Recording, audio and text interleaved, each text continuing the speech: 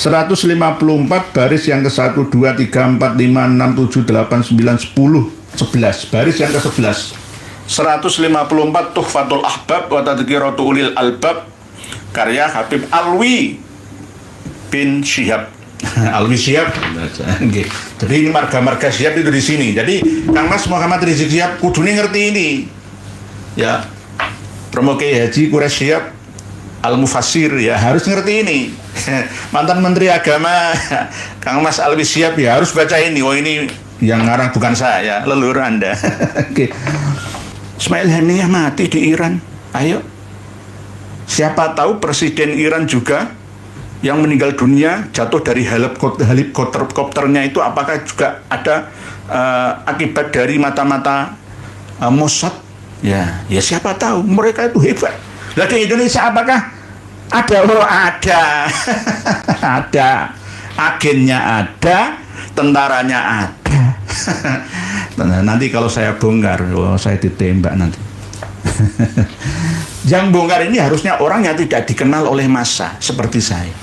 Kalau yang bongkar ini misalkan sekelas BIN ya, sekelas Densus misalkan ya, nanti akan ada mata-mata. Gak tahu di sekitarnya demi harta, tembak mati temanmu itu, mati juga. Jadi berbahaya. Oleh sebab itu kita ini melawan Dajjal yang tak terlihat mata dan yang terlihat mata di Indonesia. Jadi ini tercantum dalam 190. Terus berikutnya wa kana radhiyallahu anhu katsiran ma yaqul. Begitu juga Habib Alwi Syihab itu sering mengatakan innani aqafu alaikum ayyaqalakum ya ahla Hadramaut lama waqo ahli Jawa. Nah ini Jawa itu ya Sumatera, ya Baruna, ya Jawa sama, ya Sunda ya sama, Madura ya sama, ya Sulawesi sama. Itu menurut orang-orang di sana Timur Tengah itu Jawa itu ya Indonesia. Nusantara nggak kenal ya Jawa. Habib Alwi bin Syihab ini berkata, aku takut khawatir atas nasib kalian, hai penduduk Hadramaut. Ini sampai dielek-elek. Tahun 48. Karena apa? Penduduk Jawa, penduduk Indonesia Nusantara itu kurang terima apanya. Dijajah Belanda aja enak kok berontak-berontak. Dijajah Belanda enak, tenang, aminatan, mutmainnatan. Dibangunkan rel kereta, dibangunkan pabrik gula. Ayo kayak apa? Dilayani ibadah hajinya. Ayo, malah berontak-berontak. Ya. Akhirnya apa? Orang Jawa atokaran, perang. Ya. Akhirnya terbunuh. Terusir, ya. Kiai-kiai lari dikejar sama bandit-bandit dari kalangan kapiten Arab, kapiten Cina. Ya. Ini ya karena memang posisi orang-orang Hadrami ini tidak hanya Ba'alawi ya, termasuk non Ba'alawi. Oleh sebab itu jika sekarang ada berita dari marga Abdad ya yang korupsi itu ya, kalau di total ya 968 triliun. Assalamualaikum warahmatullahi wabarakatuh. Alhamdulillah kita bertemu lagi di channel Umat Cerdas Official ini. Langsung saja kita simak videonya dulu. Assalamualaikum warahmatullahi wabarakatuh. Bismillah, alhamdulillah, innal hamdalillah nahmaduhu wa nasta'inuhu wa nastaghfiruh wa na'udzu billahi min syururi anfusina wa min sayyiati a'malina. May yahdihillahu fala mudhillalah wa may yudlil fala hadiyalah. Wassalatu wassalamu ala Rasulillah Sayyidina Muhammad ibn Abdullah wa ala alihi washabbihi mawala. La haula wa la quwwata illa billah. Qala Allah ta'ala fi kitabihil karim. A'udzu billahi minasy syaithanir rajim. Bismillahirrahmanirrahim. Walau syi'na la'atayna kulla nafsin hudaha walakin haqqal qawlu minni la'amla'anna jahannama minal jinnati wan nasi ajma'in. Wa qala Rasulullah sallallahu alaihi wasallam may yuridillahu bi khairan yufaqihu fiddin. Amma ba'd. Yang kami muliakan para pemirsa dan pendengar semua dimanapun berada, semoga senantiasa bertambah kualitas, meningkat kebahagiaannya setiap menit, detik, menit, jam, hari, dan pekan serta bulannya. Kita diberikan kesehatan oleh Allah Ta'ala, panjang umurnya, rezeki yang melimpah berkah untuk bekal ibadah kepada Allah Ta'ala. Pada kesempatan yang penuh dengan kedamaian ini, kita akan mengupas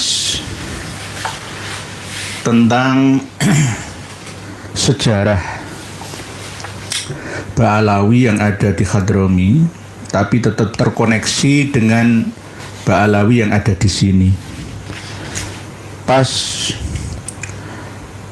perang Arab Israel yang terjadi pada tahun 1948 yang dimulai 1947 Masehi sampai 1949 Masehi. Terjadi suatu peristiwa yang tidak mengenakan hati sebenarnya, ketika ada permintaan dari seorang pejabat yang ada di Hadramaut meminta kepada seorang Habib Ba'alawi yang bermarga Syihab untuk mendoakan agar umat Islam yang berperang melawan Israel diberikan kemenangan oleh Allah Ta'ala. Tapi apa jawabannya? Nanti kita akan kupas, ulas dengan lugas dan jelas.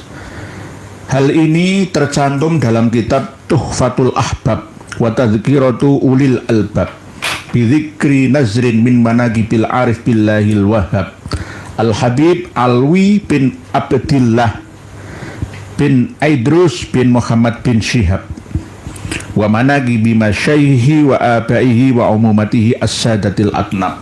Kitabnya ini sudah kami bagikan dengan panjenengan semua melalui haizin.com, kurang lebih 470 halaman, karangan dari seorang Habib Ba'alawi yang tinggal di Tarim di Hadramaut, Yaman sana, tapi tetap terkoneksi dengan saudara-saudarinya yang ada di sini.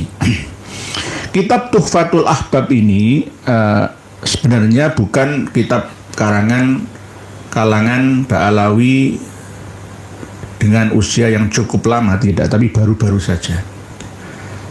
Di sini menyebutkan peristiwa yang terjadi di belahan bumi, yakni Perang Arab Israel tahun 1948.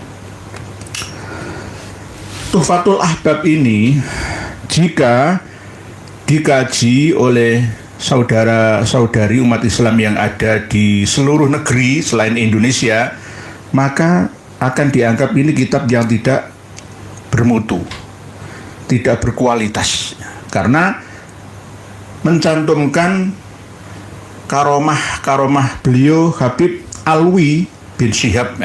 Ini nama pendeknya, Alwi bin Abdullah bin Aidrus bin Muhammad bin Syihab. Ada karomah yang tidak sesuai dengan standar karomah Ahlussunnah wal Jamaah. Ada peristiwa-peristiwa yang ganjil, khariqul adah, tetapi tidak masuk dalam kategori karomah, masuk dalam kategori khurafah. Ini jika dikaji oleh seluruh umat Islam di banyak negeri, khususnya di perguruan tinggi, maka tidak bisa dijadikan sebagai andalan, rujukan, apalagi diyakini sebagai keyakinan, tidak bisa. Paling-paling akan dianggap kitab Tuhfatul Ahbab ini dengan kitab sufi gitu saja, nggak usah dipelajari materi dan isinya, nggak perlu, karena apa, aneh-aneh, nyeleneh pasti. Tapi di Indonesia ini banyak di antara generasi Habib Ba'alawi yang mempelajari kitab ini dan diyakini diterapkan di sini. Apalagi ini Habib dari marga Syihab bin Syihab. Di antaranya adalah termasuk Kang Mas Muhammad Rizik Syihab. Romo Kiai Alwi Shihab, Romo Kiai Quraish Shihab, dan Shihab-Shihab yang lain. Ini termasuk masih keturunan ya dengan Abdurrahman As-Saqqaf bin Muhammad Maulad Dawileh bin Ali bin Alwi Al-Ghuyur ya bin Muhammad Al-Faqihil Muqaddam. Sebelum kita memasuki halaman Tuhfatul Ahbab ini, sejarah tentang berdirinya negara Israel itu sebelum 1948 diresmikan oleh David Ben Gurion ya, Perdana Menteri atau sekaligus Presiden Israel pertama yang memproklamasikan berdirinya negara Israel 14 Mei 1948. Peristiwanya ketika Perang Dunia Pertama sebenarnya sudah digagas ya oleh Theodor Herzl, seorang Yahudi dari Hungaria yang ingin melaksanakan sesuai dengan perjanjian Tuhan dalam kitab perjanjian lama, yakni tanah perjanjian sesuai dengan leluhurnya dulu sebelum terusir dari tanah Kanan, dari tanah yang ada di sekitar Palestina, Israel, Lebanon, Yordania sekarang. Pas Perang Dunia Pertama, Kesultanan Islam satu-satunya, yakni Ottoman atau Utsman, Kesultanan Turki Utsmani, kalah perang. Banyak di antara wilayah kekuasaannya yang diambil alih oleh Ya'juj Ma'juj Inggris. Karena Inggris termasuk pemenang perang pada waktu itu. Kenapa Sultan Hamid II, penguasa dinasti Turki Utsmani terakhir kalinya, kalah perang melawan Eropa, koalisi Ya'juj Ma'juj? Kenapa? Karena pada waktu itu ajaran Islam di sana ya banyak diwarnai dengan ajaran-ajaran tasawuf, ajaran-ajaran sufi, sehingga syar'i dan hakiki tidak terlalu menonjol, melemahkan kekuasaan yang ada di Turki Utsmani. Oleh sebab itu, jika ada suatu negara dikuasai oleh sufi-sufi ya yang ada, maka negara itu akan lemah. Lemah dalam hal ekonominya, lemah dalam hal persenjataan pertahanannya, lemah dalam hal kewibawaannya. Karena apa? Hanya mengedepankan hati nuraninya, tidak mengendalikan akal sehatnya. Oleh sebab itu kami sarankan kepada Pak Prabowo jangan mengikuti permintaan dari kaum sufi-sufi, khususnya sufi-sufi yang tidak asli. Kok bisa seorang presiden ya diundang oleh tokoh sufi, dipegang ulu hati, lalu tunduk, dipegang kepalanya? Itu bagaimana? Tidak boleh seperti itu. Tidak boleh, nanti semuanya akan lemah. Diatur oleh sang sufi ini.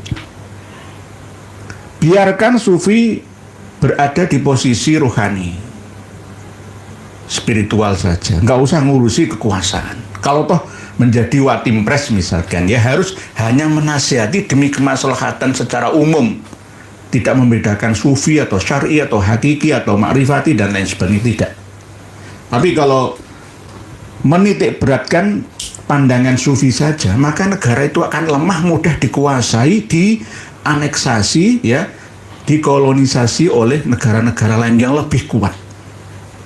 Sama seperti Turki Utsmani ini, lemah. Sultan Hamid II itu lemah, apalagi pada waktu itu juga ada pemberontakan dari Syarif Hussein, penguasa Yordania, ya, bapaknya Raja Abdullah Yordania. ini juga turut memberontak gara-gara apa? Kebijakan ya Turki Utsmani yang tidak memihak ya kepada para pembesar dan perwakilan di wilayah kekuasaan bawahnya. Sampai Hijaz ya, Madinah, Makkah itu kan, sampai Yaman itu kan wilayah kekuasaan Turki Utsmani sebenarnya. Tetapi pas Perang Dunia Pertama ya, persenjataan Turki Utsmani tidak terlalu maju pesat, dikalahkan oleh Ya'juj Ma'juj, Inggris ya, Prancis, Italia, Bulgaria, Hungaria, apalagi Jerman Arya ya, mengasah senjatanya menyaingi Rusia atau Uni Soviet pada waktu itu. Amerika belum terlalu vokalnya yang 45 itu ya, kelihatan Amerika Serikat belum lahir pada Perang Dunia Pertama itu tidak terlalu vokal. Lalu setelah itu Theodor Herzl itu merintis paham Zionis untuk mendirikan kembali tanah perjanjian yang dijanjikan oleh Tuhan kepada warga Yahudi. Karena pada waktu itu warga Yahudi menyebar ke seluruh benua Eropa, sampai ke Portugal, Perancis, ya, sampai ke Italia, sampai ke mana-mana, ke seluruh dunia. Setelah usai Perang Dunia Pertama, maka yang menguasai Palestina, ya, mulai dari Lebanon, Suriah, bahkan sebagian Yordania sampai Saudi Arabia sekarang itu Inggris. Inggris itulah Ya'juj Ma'juj. Ya'juj Ma'juj, Gog Magog, Joj and Majoj. Seorang bangsawan, pengusaha kaya raya dari kalangan Yahudi Inggris, yakni Leonis Rothschild ya, menghubungi Perdana Menteri atau Menteri Luar Negeri Inggris, yakni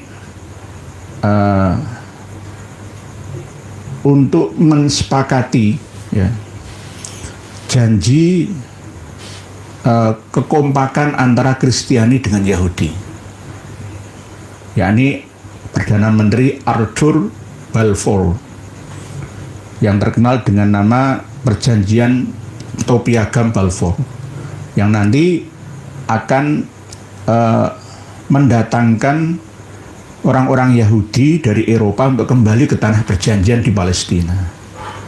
Palestina dalam kekuasaan Inggris ya. Akhirnya terus bergelombang sampai ketika Nazi Hitler menguasai Jerman, banyak ancaman pembunuhan bagi warga Yahudi. Akhirnya berduyun-duyun 100.000 orang kembali ke Palestina.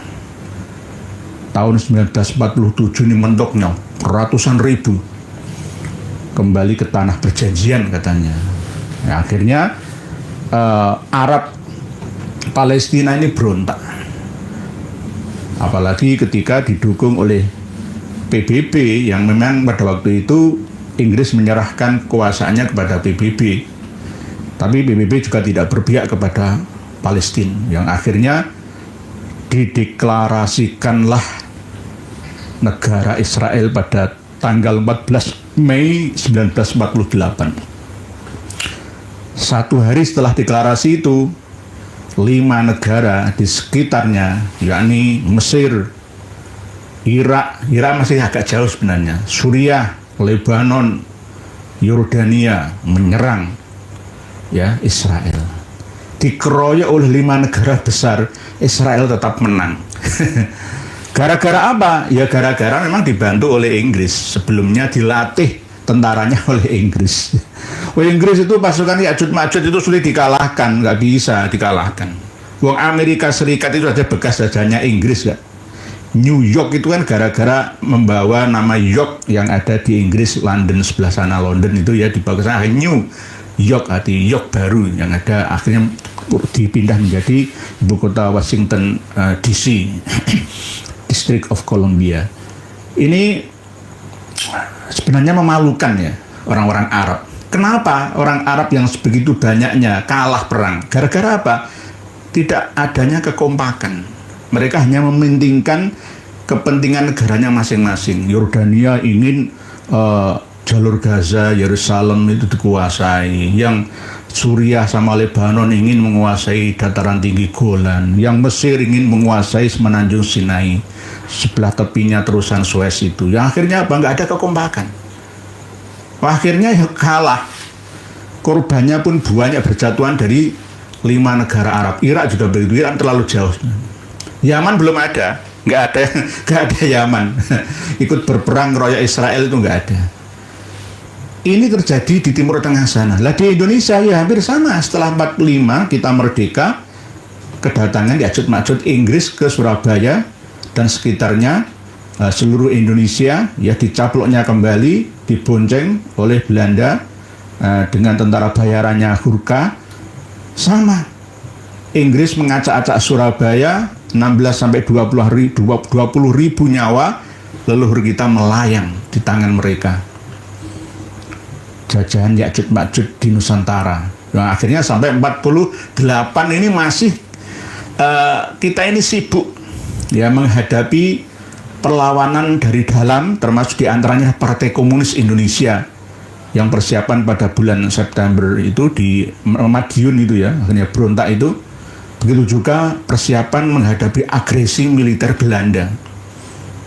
Nah ini tercantum di dalam kitab Tuhfatul Ahbab ini. Oleh sebab itu kenapa dulu saya pernah berpesan, kalau nanti semua makam sudah dirampas milik Ba'alawi, maka akan dijadikan sebuah kitab yang dikarang di sana, disebarkan di sana, lalu orang-orang sana akan berbondong-bondong ke sini, lalu akan menguasai seperti orang-orang Yahudi dari Eropa datang ke Palestina. Terus akhirnya sekarang bagaimana mengusir 750 ribu pada waktu itu tahun 1948 Masehi, 750 ribu orang-orang Palestina kehilangan tempat tinggalnya, dikuasai oleh Israel gara-gara kalah perjanjian ya David Ben Gurion atau Daud Ben Gurion itu, yang akhirnya dibagilah untuk wilayah Yerusalem dan Bethlehem di tangan PBB, untuk wilayah tepi barat bagi warga Palestina, dan untuk wilayah Gaza juga untuk warga Palestina. Gaza ini penjara terbesar di dunia, lebih luas wilayahnya Kabupaten Pasuruan, Jawa Timur daripada Gaza, Palestina. Yang akhirnya sampai sekarang gegeran ini, sampai yang dulunya ratusan ribu di Gaza sekarang menjadi 2.500.000-an. Sudah hampir 80 tahun ya. Kalau 48 sekarang kan 70 berapa? Ya 76-an lah ya, 76 tahun sampai sekarang. Inilah yang harus kita ambil pelajaran, bahwa kita harus berhati-hati sekaligus membangkitkan kecintaan terhadap negeri sendiri, hubbul waton minal iman. Jangan sampai terjadi di Nusantara Indonesia Raya ini. Nanti kalau semua dikuasai ya oleh kalangan Ba'alawi ya, akan mendatangkan orang-orang dari sana ke sini. Terus kita bisa apa? Kita bisa apa? Kalau sudah dikuasai politiknya, budayanya. Lalu kiai-kiai kita malah membela mereka kok. NU Muhammadiyah MUI aja diam saja kok, negara pun masih wait and see saja kok. Ya gampang dicaploknya dengan senjata agama. Ya, kekuasaan yang dibungkus dengan agama, kita mudah untuk mereka kuasainya. Jadi kita harus berhati-hati. Kita harus pandai membaca sejarah.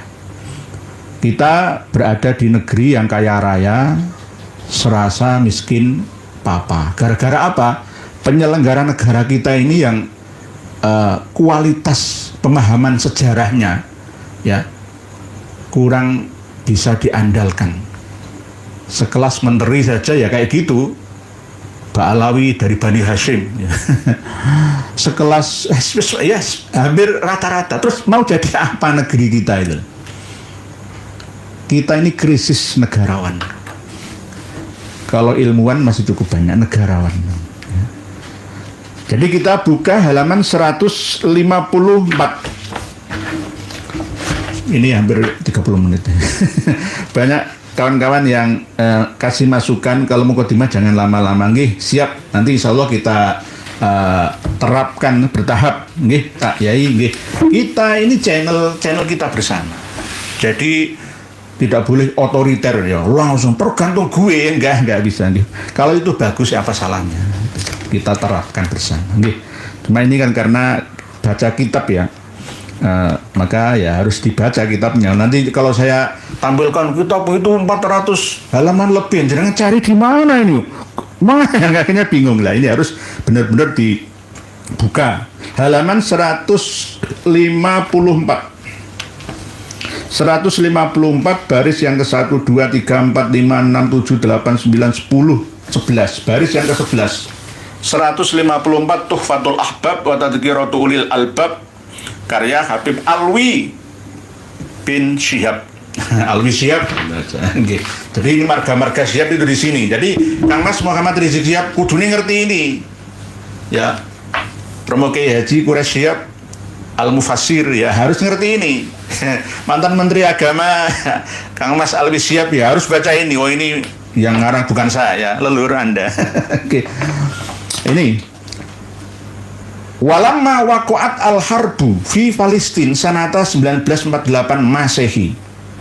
Walamma waqa'at lan nalikane kejadian apa al-harbu perang fi Palestina ing dalam Palestina sanata 1948 Masehi jaa monggo teko ila sayyidi marang Habib Alwi bin Syihab. Sopo ba'dul makmurin setengahnya pejabat Hadramaut.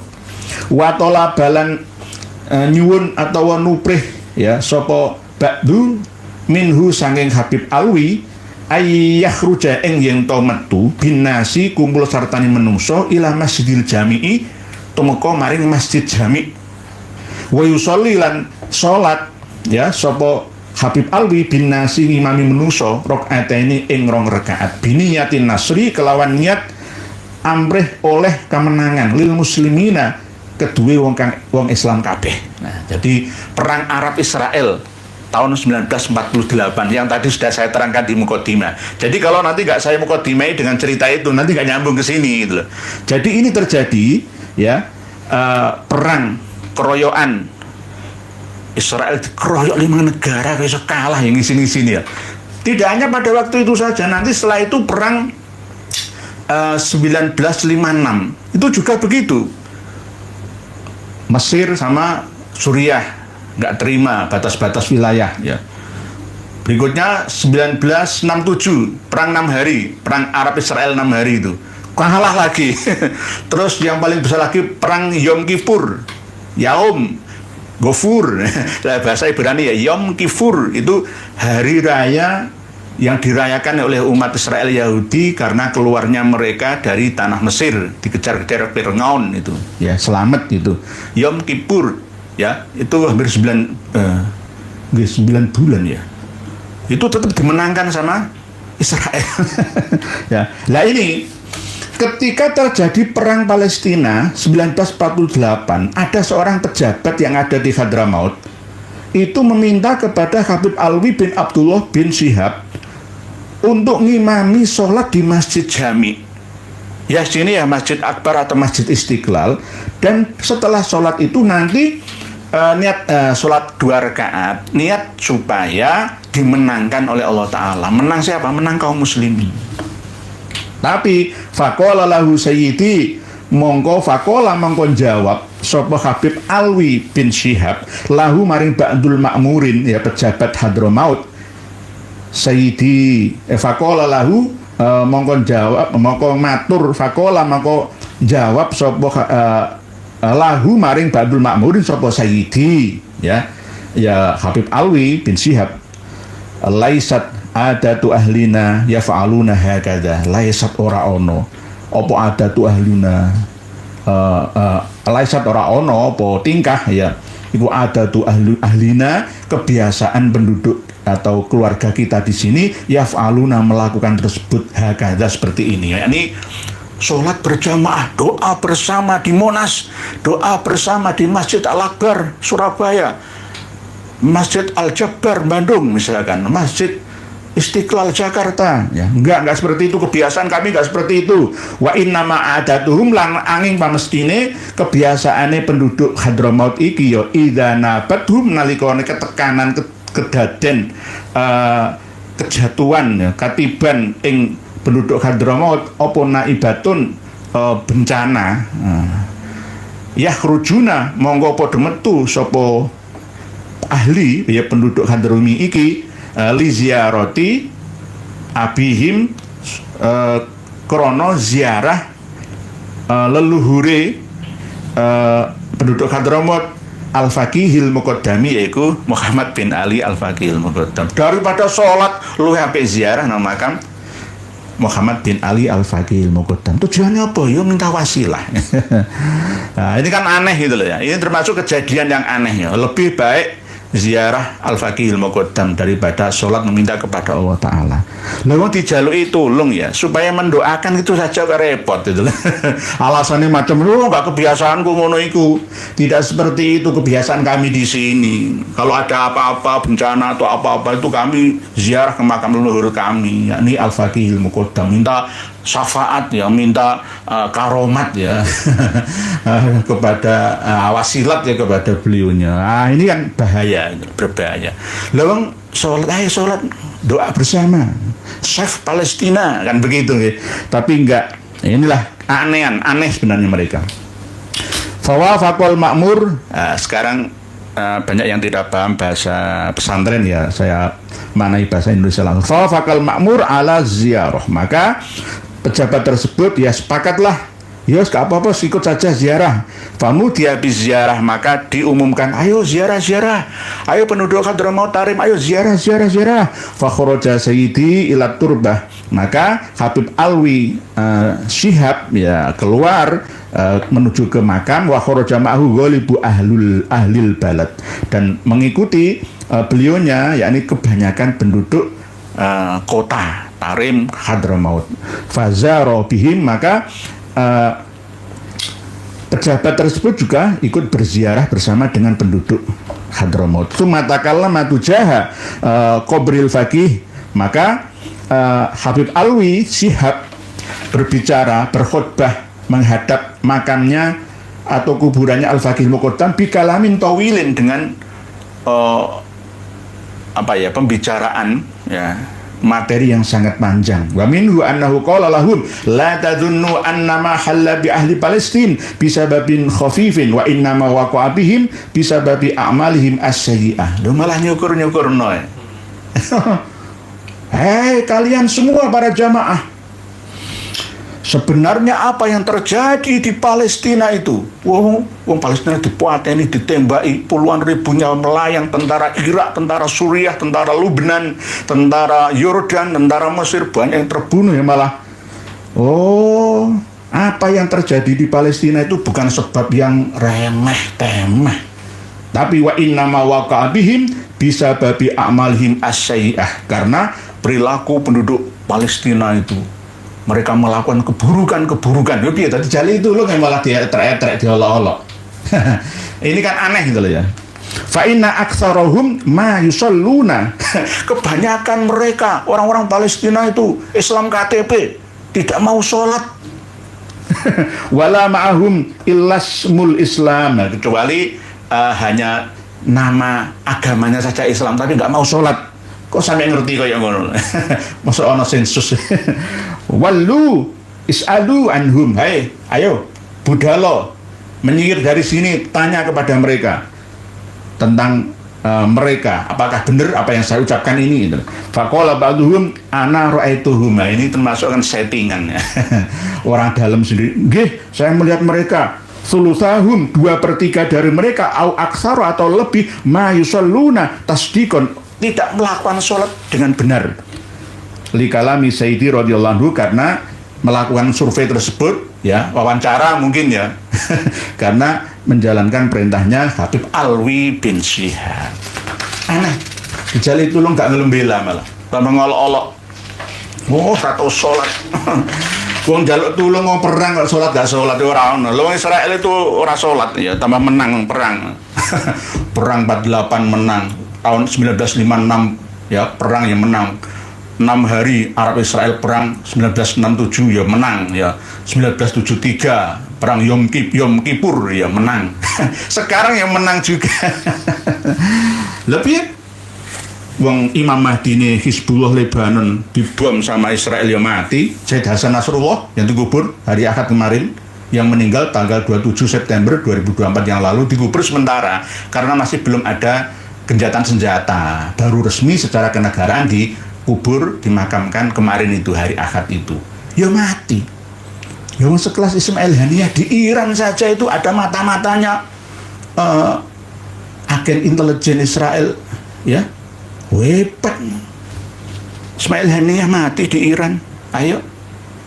Siapa tahu presiden Iran juga yang meninggal dunia jatuh dari helikopternya itu apakah juga ada akibat dari mata-mata Mossad? Ya siapa tahu, mereka itu hebat. Lah di Indonesia apakah ada? Oh ada. Ada. Agennya ada, tentaranya ada. Nanti kalau saya bongkar, saya ditembak nanti. Yang bongkar ini harusnya orang yang tidak dikenal oleh massa seperti saya. Kalau yang bongkar ini misalkan sekelas BIN ya, sekelas Densus misalkan ya, nanti akan ada mata-mata. Gak tahu di sekitarnya demi harta, tembak mati temanmu itu, mati juga. Jadi berbahaya. Oleh sebab itu kita ini melawan Dajjal yang tak terlihat mata dan yang terlihat mata di Indonesia. Terus halaman 155 diteruskan, nanti dengan kaji sendiri. Sebenarnya banyak. Ya ini kan saya sesuaikan dengan tema saja. Waqala marrotan, dan Habib Alwi bin Abdullah bin Syihab ini berkata dalam kesempatan yang lainnya, lamma qoma ba'duhum li talabi ma'unatin minan nasli ahli Palestin, ahlu Palestin indana huna. Misalkan ada orang yang meminta pertolongan Chef Palestin itu, fa innakum tajiduna huna syara'if min bani Zahra wa ali afwahuhunna muntinatun minal ju'. Lah pokok njaluk bantuan kanggo wong Palestina. Nang kene dhewe lho nang Tarim no Hadramaut lho akeh saripah ya habibah sing mulutnya bau gara-gara nggak makan, gara kelaparan. Rasa nyumbang ke sana, nyumbang aja di sini ya begitu. Sama dengan kalau di sini ada habib-habib menggerakkan Chef Palestina, dukung Palestina, dukung nyumbang, nggak usah percaya. Kalau nyumbang itu melalui negara saja biar resmi, ya. Nggak usah percaya kayak ini nanti, ya. Sebagian kecil aja diarahkan ke sana. Nanti nyumbang ke sana, terus nggak sampai objeknya lah ya percuma lah ya boleh nyumbang tapi yang jelas ya, amal untuk Palestina tapi yang jelas, yang benar-benar legalitasnya ada nggih. Mim bani Zahra, terus ma yajiduna man yuwasihinna ay fahunna aula bijam'is shadaqah lahu ma hatta yulqi siqayatan wa ahlu baitihi dum'a. Ini ibarat ya, wong di sini saja itu kehausan kok malah galon air ini diserahkan ke luar sini, ibaratnya begitu. Masih belani komunitasnya sendiri, egoismenya masih ada. Jadi tidak podo pentingnya, ayo kita juga menyumbang Palestina, tapi juga menyumbang kawan-kawan kita yang memerlukan di sini. Harusnya begitu. Jadi bukan berarti kita ini terlalu suudon, curiga, nyumbang orang ikhlas, enggak, tetap ikhlas. Tapi harusnya ya diperhatikan juga saudara terdekat ya, yang dekat dengan kediaman kita. Ini yang penting. Jadi ini tercantum dalam 190. Terus berikutnya wa kana radhiyallahu anhu katsiran ma yaqul, Begitu juga Habib Alwi Shihab itu sering mengatakan, innani aqafu alaikum ayyaqa'alakum ya ahla Hadramaut lama waqo ali ahli Jawa. Nah ini Jawa itu ya Sumatera, ya Baruna, ya Jawa sama, ya Sunda ya sama, Madura ya sama, ya Sulawesi sama. Itu menurut orang-orang di sana Timur Tengah itu Jawa itu ya Indonesia. Nusantara nggak kenal ya Jawa. Habib Alwi bin Shihab ini berkata, aku takut, khawatir atas nasib kalian, hai penduduk Hadramaut, jika apa yang menimpa orang-orang Indonesia ya sekarang nih ya, orang-orang Nusantara itu menimpa kalian. Karena apa? Sesuai dengan firman Allah Ta'ala, wa daraballahu mathalan qaryatan kanat aminatan mutmainnatan ya'tiha rizquha ragadan min kulli makanin fakafarat bi an'amillahi fa'adhaqaha Allahu libasal ju'i wal khawfi bima kanu yasna'un.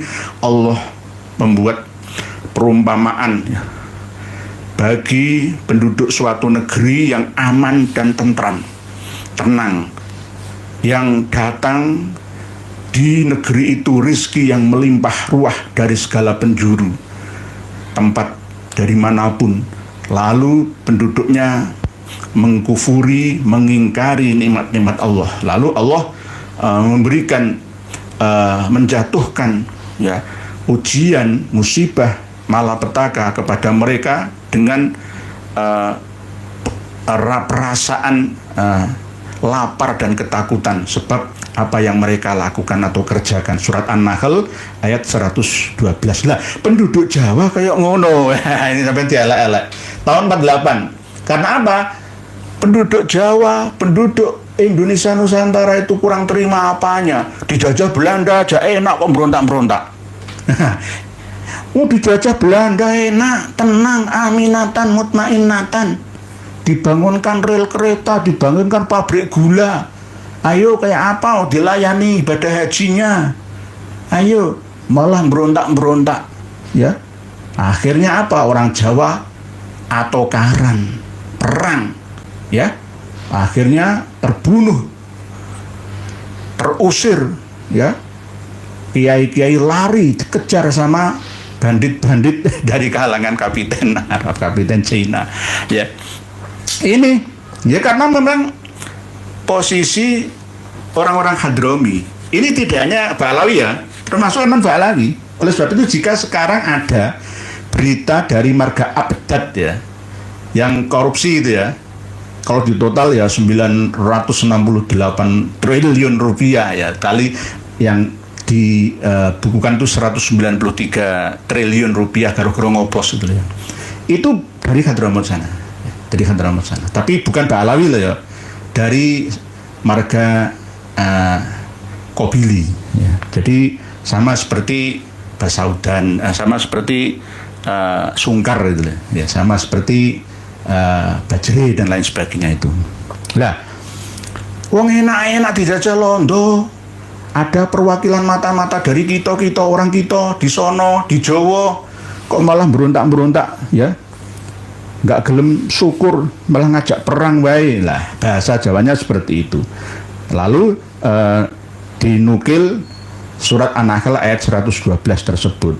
Terus akhirnya wa ahlu Jawa hakadza wa kullun wa ra'sahu minhum. Jadi disyukurno ngono lho. Wong Surabaya mati 20.000 ben gara-gara gak gelem bersyukur. Tunduk karo londo lah enak. Ngampel tunduk karo londo lah ya enak. Ya.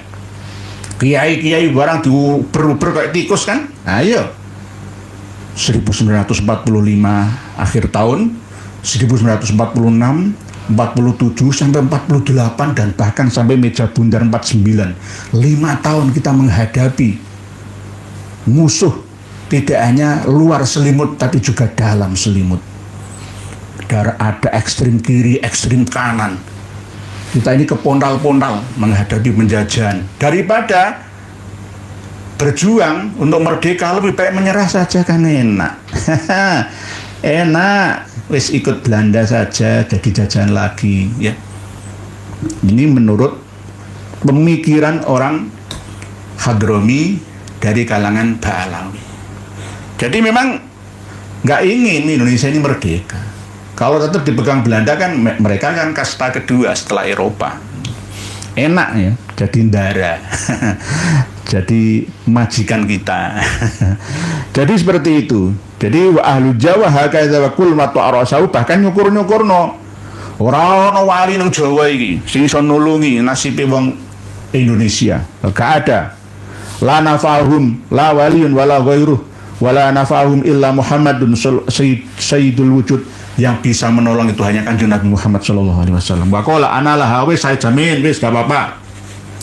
Yang penting ya santai saja. La kuntum tusalluna ala mautahu min aqaribikum ilal yaum. Ya, jadi Habib Alwi bin Abdullah bin Syihab ini ya ngerti saudara-saudaranya ada di sini tuh banyak yang meninggal dunia. Meninggal dunia gara-gara apa? Ya bukan gara-gara diberondong sama Belanda, ya enggak. Ya gara-gara ya mati ya dengan sendirinya ya. Karena memang banyak yang dulunya kaya menjadi miskin papa karena penjajahan Jepang, ya. Jepang hengkang lalu ingin ambil lagi, ya, ingin kembali menjadi Ndoro di sini. Yang akhirnya ya ada yang mati lakun. Jadi kita ini ya, ini menurut Alwi Syihab di sana ya nanti banyak yang mati, kita menyolati mereka, kerabat-kerabat kalian sampai hari ini. Au ma hadza ma'nu, atau yang seperti makna yang seperti di atas tadi. Jadi intinya itu nyukurno, ngolok-olok wong Jawa, wong Indonesia, ngolok-olok orang-orang Palestina sono. Diolok-olok. Karena memang Yosifat itu Yahudi. Dan bahkan ini ada penemuan dari kawan kami di kitab-kitab sejarah dan nasab karya Ba'alawi itu kan banyak di antara leluhur mereka yang hijrah tidak hanya ke Indonesia tapi juga ke Filipina, ke Johor, Malaysia, ke India, ada yang ke Somalia. Yang di Somalia itu ada seorang profesor yang meneliti bahwa Habib-Habib Ba'alawi yang ada di sana itu ternyata asli Yahudi Bani Nadir, Madinah. Bani Nadir, Bani Qainuqa dan Bani Nadir yang ada di Madinah. Oleh sebab itu Rasulullah pernah dawuh Dajjal itu orang Yahudi dari Yasrib, Madinah. Ibnu Sayyad itu. Jadi Yahudi itu ada hubungan baik yang di Madinah ataupun yang ada di Yaman dan sekitarnya. Lah paling enak yang di Somalia itu kan ngaku keturunan Nabi kita. Akhirnya sekarang profesor yang dari Somalia tersebut ditangkap itu, hilang entah kemana. Ya karena ya mungkin keadaan di sana ya Asy-Syabab juga masih merajalela ya. Jadi Somalia itu negara gagal. Padahal sumber daya alamnya melimpah ruah, sumber daya manusianya yang dipecah belah. Nanti sama seperti Indonesia, ya. Indonesia dipecah belah, nggak sempat menikmati sumber daya alam yang melimpah ruah. Ya seperti ini. Oleh sebab itu kami wanti-wanti kepada semua penyelenggara negara. Ayo ingat ya amanat Undang-Undang Dasar 45 kita. Setiap warga negara berhak untuk mendapatkan sumber penghidupan yang layak demi kemanusiaan. Jadi kalau ada yang kerja apa saja, jangan gampang-gampang diobrak atau dipecat. Karena semua berhak hidup di sini. Termasuk Satpol PP, polisi itu misalkan kalau mau menertibkan ya tertibkan, cari solusinya. Jangan mulai diobrak, dibakar rombongnya, ya dagangan modalnya dibuat pesta. Ya saya melihat sendiri. Sakno, ya ini jenenge penjajah gaya baru. Oleh sebab itu kita harus berhati-hati. Ketika kita melihat di pinggir-pinggir jalan orang jualan, orang ganggu saja, jangan begitu. Mereka berhak hidup di sini, bukan kita saja yang butuh hidup. Apalagi koruptor-koruptor itu tembak mati. Jangan ditutupi wajahnya, buka wajahnya, pamerkan ke publik. Koruptor-koruptor itu miskinkan, jebloskan ke LP Sukamiskin Bandung sana, lalu mungkin buang ke Digul sana.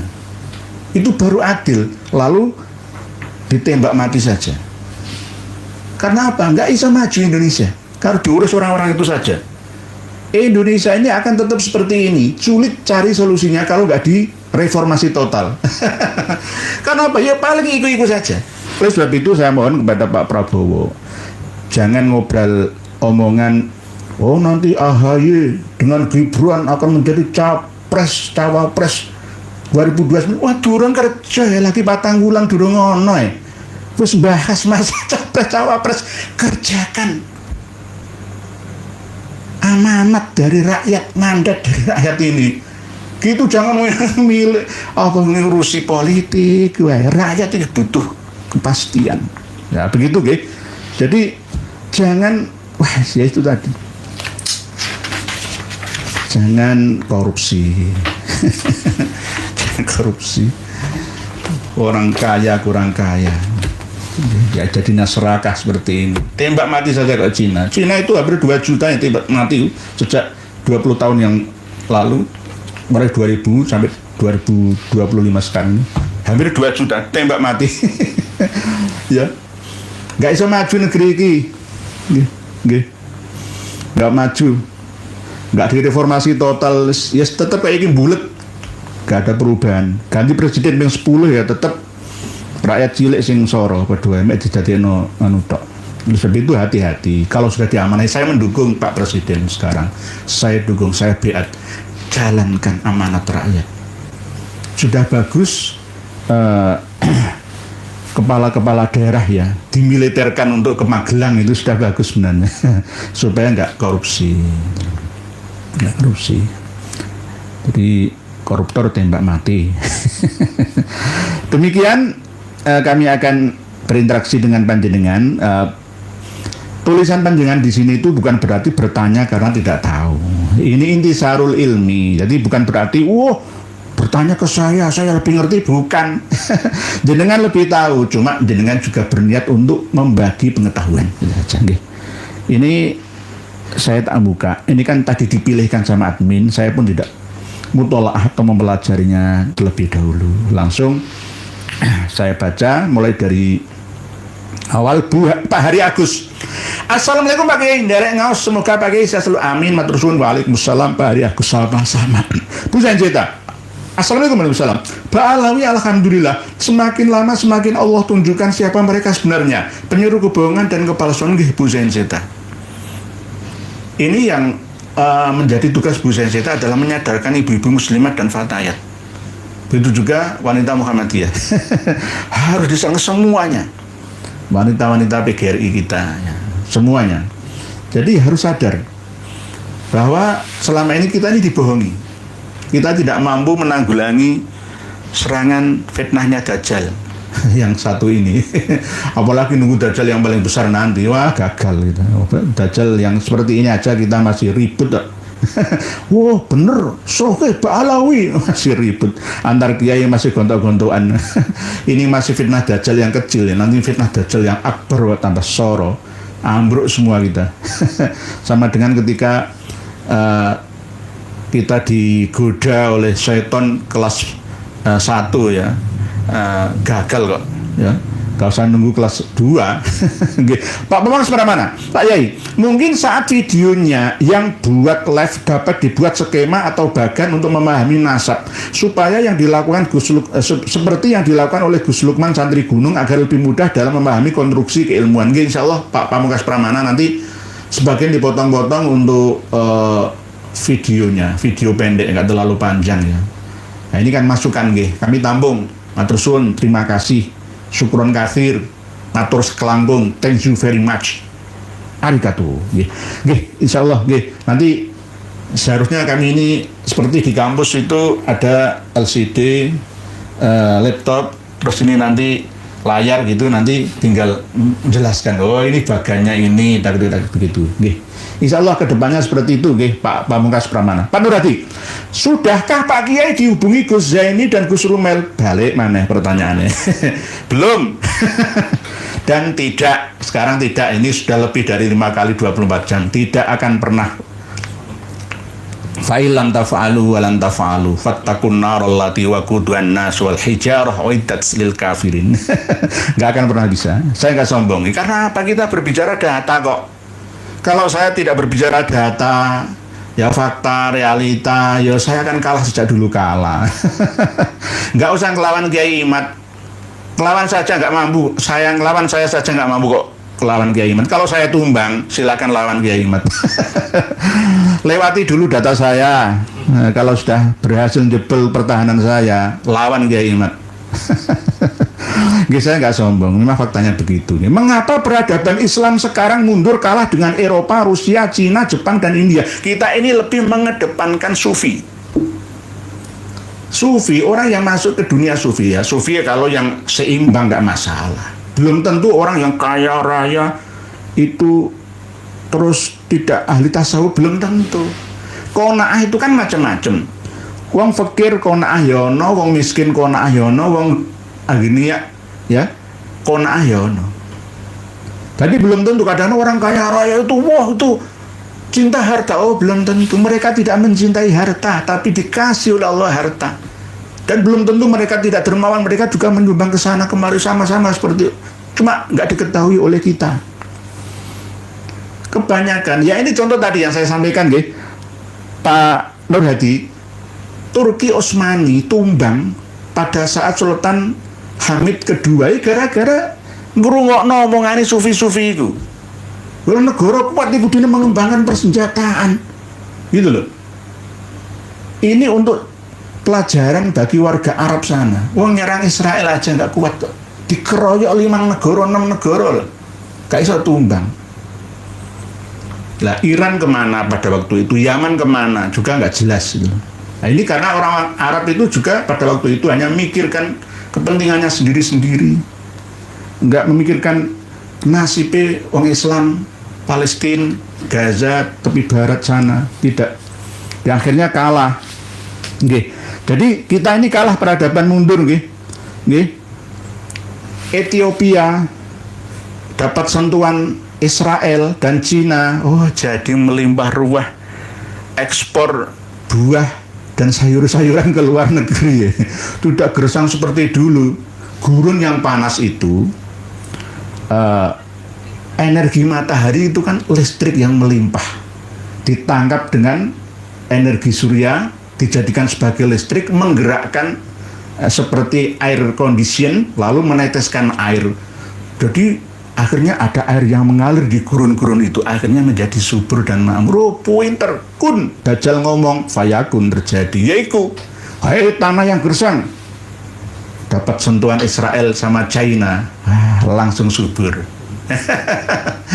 Langsung subur. Ya. Jadi teknologi pertanian Palestina dengan Israel, menang Israel. Israel kan Dajjal sama. Kalah. Yaitu, ya. Jadi kita ini kalah, padahal pada waktu dinasti Bani Umayyah, ya, Islam berkembang di Cordoba, ya. Itu menguasai dunia. Waktu Bani Abbasiyah juga di Irak, Baghdad itu juga menguasai peradaban keilmuan yang ada di seluruh dunia. Penemu pesawat terbang pertama itu kan Abbas bin Firnas. Diuji coba ya, kadang-kadang ngambruk, kadang tiba itu. Mereka uji coba terus. Nah, saya pun akan menguji coba, saya akan terbang menggunakan sayap buatan nanti suatu saat. Saya pernah bermimpi, gimana ya manusia ini bisa dibawa oleh tidak seperti drone. Kalau drone itu kan ya terlalu ribet lah ya.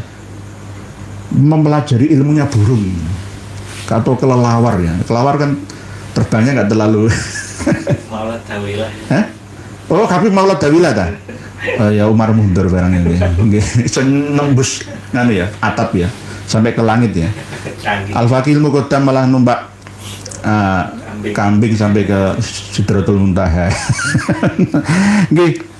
Kita ini kalah gara-gara kita. Ya sebab itu kenapa kok saya mengkritik jamaah tabligh. Begitu juga Jatman ya, Jamiah Thariqah Nahdiyah Nahdlatul Ulama ya. Jangan hanya mikirkan spiritual saja. Kalau kita mikirkan spiritual nanti lemah. Dirayu oleh harta tahta kita akan ikut. Karena apa? Kadal fakru ayyakuna kufron. Ya. Kita harus kuat secara ekonomi. Ya. Supaya tidak mudah dihegemoni. Jadi jangan mengandalkan spiritual saja. Kita ambil pelajaran hikmah dari orang-orang China. Orang China itu nggak banyak kitabnya. Kitabnya kasunyatan, bukti nyata, bermanfaat untuk sesama. Begitu Pak Nurhadi. Pak Ahmad Bakah, selanggai. Apa pendapatnya tentang Mesias atau Isa atau Imam Mahdi di akhir zaman akan melalui gerbang atau gate, gerbang timur, gerbang rahmat yang akan membebaskan Al-Aqsa sebagaimana dalam Yehezkiel 44 ayat 1 sampai 3. Pak Ahmad Bakah ini ingin membuka Yehezkiel. Yehezkiel itu Nabi Hizkil. Ini kita pewang Yahudi Nasrani. Ayat piro mau nggih? 44 Yehezkiel. Ini penglihatan zaman baru nggih sebenarnya itu nggih. Jadi tidak sama. Jadi kitab-kitab itu bahasa kiasan atau mustabihat, tidak muhkamat. Jadi tidak semuanya bait suci lah. Bait suci sudah terbukti sekarang. Yerusalem itu dikuasai Israel ya, toko-toko yang maju buah-buah semua melimpah di sana itu. Okay. Jadi mereka itu seperti kun nyadajal fayakun. 44 ayat 1 sampai 2. Nah ini pintu gerbang timur yang tertutup. Kemudian ia membawa aku kembali ke pintu gerbang luar dari tempat kudus yang menghadap ke timur. Gerbang itu tertutup. Lalu Tuhan berfirman kepadaku, pintu gerbang itu harus tetap tertutup, jangan dibuka dan jangan seorang pun masuk dari sini. Ini bahasa kiasan. Ini Yehezkiel 44, surat nomor 44 ayat 1 sampai 2. Jadi bahasa-bahasa dulu itu Yerusalem itu istrinya Allah. Yang disayang Allah, dicintai Allah. Bahasa-bahasa seperti itu Isa binullah ya. Bapa di surga ya. Bahasa-bahasa seperti itu nggak bisa dimakan mentah karena itu penuh dengan majas metafor. Nah, kiasan perumpamaan. Jadi antara Mesias atau Al-Masih, Isa, Imam Mahdi di akhir zaman akan melalui gerbang gates. Kita ini tidak terlalu berkiblat ke Timur Tengah saja. Manusia sedunia itu tidak hanya berasal dari Timur Tengah. Manusia sedunia itu tidak hanya berasal dari Timur Tengah saja. Oleh sebab itu, ada peradaban-peradaban dari dan di luar Timur Tengah sana. Nah, agama Samawi, Abrahamik, dengan kitab Taurat, Zabur, Injil, Al-Qur'annya itu memang berasal dari sana. Tapi kita harus tahu sejarah bahwa Nabi Ibrahim itu orang Irak. Nabi Ibrahim itu orang Irak. Nabi Adam itu pun ya kelahiran Irak sana. Jadi bisa kita pahami ya bahwa kata-kata Al-Masih atau Mesias, ada Mesias palsu, Mesias asli, Isa, Imam Mahdi di akhir zaman. Imam Mahdi itu sudah ada, sudah muncul di dunia. Ada yang bernama dan ada yang tanpa nama. Nabi Isa misi dan visinya sudah dijalankan oleh kepausan di Vatikan, ya, kepausan di Anglikan, ya, kepausan di Ortodok Rusia, Yunani, Egypt atau Ethiopia dan lain sebagainya. Sudah keluar. Jadi tidak perlu kita menunggu lagi. Bahasa-bahasa ini kan cita-cita perjanjian Tuhan terhadap Bani Israel yang dikeluarkan dari penjajahan Firaun yang ada di Mesir sana, sehingga dijanjikan dengan tanah perjanjian yang ibarat surga. Padahal jika dilihat ya, Yerusalem yang seperti itu ada apanya? Ya karena barokna haulah, kata Allah, firman Allah. Sama seperti Bakkah itu juga barokna, diberkahi oleh Allah, mubarokah. Inna awwala baiti wudi'a lin-nasi lalladzi bi Bakkata mubaraka. Kalau di Yerusalem Masjidil Aqsa itu subhanalladzi asra bi 'abdihi lailan minal masjidil harami ilal masjidil aqsa alladzi barakna haulah. sama-sama diberkahi. Itu yang membuat kenapa kok jadi rebutan itu loh. Jadi rebutan. Nggak ada apa-apanya dibandingkan dengan Indonesia. Nggak ada apa-apanya. Jadi intinya Imam Mahdi itu sudah keluar dan Imam Mahdi sendiri itu tidak tahu kalau dirinya Imam Mahdi. Apalagi mengangkat dirinya sendiri sebagai Imam Mahdi. Nggak bisa. Kalau memang ada orang yang mengangkat dirinya Imam Mahdi, langsung katakan, kamu bukan Imam Mahdi, kamu adalah makmum Mahdi, gitu saja. Nggak usah imam, makmum Mahdi. Ya, pengikut yang mendapatkan hidayah saja, makmum bukan imam, ya, imam sholat dulu ya. Jadi begitu nih Pak Ahmad Bakah. Jadi di Hizkel, Nabi Hizkel, ya, surat Hizkel ya, ayat 1-3 ya, sudah saya bacakan tadi itu sebenarnya tidak presisi, ya, tidak presisi itu bahasa kiasi, tidak hakiki. Jadi kita harus bisa mengerti antara bahasa-bahasa ini, termasuk Yahudi tidak mengenal surga, Nasrani tidak mengenal surga, ya, Konghucu tidak mengenal surga, Hindu Buddha tidak mengenal surga. Yang mengenal surga itu hanya orang-orang Nusantara. Mohon maaf, orang Arab mengenal jannah, orang China mengenal tian, orang India nibbana dan lain sebagainya. Keabadian menurut agama Eropa kuno, Yunani kuno sana. Jadi beda pemahaman. Nanti kita bahas lagi pada tema yang khusus ya. Ibu Arfi Fadilah. Assalamualaikum warahmatullahi wabarakatuh. Saya yakin bahwa para habib yang ada di NKRI bertujuan merusak Islam dan mengajak umat berbuat batil supaya mereka dapat teman banyak di neraka. Karena para habib tidak takut sama Allah. Ini yang harus disampaikan, digelorakan, disuarakan terus Bu Fadilah. Jangan bosan-bosan. Karena banyak muhibin yang masih tertutup mata, telinga dan hatinya. Dinasihati malah tambah ngelawan. Ya, oleh sebab itu senjata yang paling kuat ya adalah keikhlasan. Kita harus ikhlas menyampaikan ini, insya Allah akan terima. Terus banyak kok yang kembali ke habitat jalan yang benar. Saya katakan bukan karena saya, bukan karena Kiai Imat, Gus Aziz Jazuli, Said Zul, Raden Syarif Rahmat, Gus Abbas, bukan karena itu. Karena Allah yang beri hidayah kepada panjenengan. Saya bilang begitu. Yang kirim WA ke saya itu puluhan ribu. Saya tobat ya, alhamdulillah karena jenengan, bukan karena saya, tidak. Bukan karena Romo Kiai Haji Joko Sahmat, bukan karena saya. Allah lah yang memiliki hidayah itu. Kita ini hanya menunjukkan, gila ayo buka pintunya, gitu saja. Tidak, jangan begitu. Matur suwun, terima kasih Bu Arfi Fadilah. Berkah teknik. Assalamualaikum warahmatullahi wabarakatuh. Sesama pribumi atau kiai dan lain seperti Gus Baha, seharusnya ada utusan daerah tersebut dari kalangan PWILS untuk menyerahkan hadiah kitab-kitab dari non Ba'alawi. Mohon maaf sekedar saran, insya Allah. Nanti kami kasih masukan ke kawan-kawan seperjuangan dari PWILS untuk menyampaikan hadiah kitab karya Ba'alawi atau Fathul Ahbab ya. Kitab Al-Jawahir ya. Kitab Fuyudatul Bahril Mali ya. Naharul Maurud. Jadi kitab-kitab karya-karya baca lah lucu. Isinya doktrin, sihir. Doktrin itu penuh dengan sihir. Mengendalikan batin, alam bawah sadar, spiritual orang-orang yang tidak memiliki kewaspadaan. Ibu Eni Bawanti, Assalamualaikum Pak Nur. Saya selalu, benarkah ada pertemuan yang mengangkat plat G Pekalongan sebagai ketua sufi sedunia itu Israel? Itu pernyataan seorang tokoh Toreko Indonesia.